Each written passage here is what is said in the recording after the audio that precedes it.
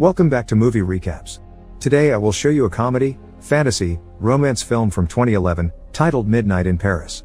Spoilers ahead. Watch out and take care. Gil Pender is a successful Hollywood screenwriter trying to make it as a novelist, but he is struggling to finish his debut novel. He travels to Paris with his fiancée Inès and her wealthy Republican parents, and constantly talks about how he would love to live in this city, especially while it rains, and how much he wishes he could have been here in the 20s, which he considers the golden age. Inès, however, only enjoys it as a vacation and has no interest in moving out of the US. She also thinks his ambitions are just a delusional dream. One day, while having lunch with Inés's parents, they come across a friend of hers called Paul and his wife Carol, who invites them to go sightseeing with them. Gil doesn't really want to go, but Inès accepts anyway, and they argue about it later when they return to their room. Inès thinks Paul is brilliant and that Gil should give him his book for critique, but Gil thinks this guy is nothing but a pseudo-intellectual.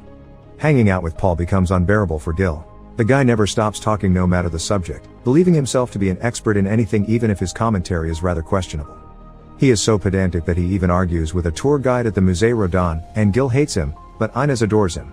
One night, she goes dancing with Paul, but not wanting to deal with him anymore, Gil decides to walk back to the hotel. Since he is a little bit drunk, he ends up getting lost and stops to rest at the doorsteps of some building when a nearby clock strikes midnight. At that moment, an old car pulls up beside him and the passengers inside, who are also dressed in old-fashioned outfits, invite him to join them. Gil gets in after some hesitation, and eventually, they make it to a party where Gil meets some notable people from the 1920s, like Cole Porter and Zelda and Scott Fitzgerald.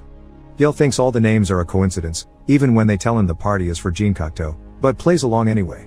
When Zelda gets bored, she convinces Scott and Gil to leave with her, and together they go to the Bricktops, where they see Josephine Baker dancing. It is then that Gil finally accepts he has traveled back in time to the 1920s.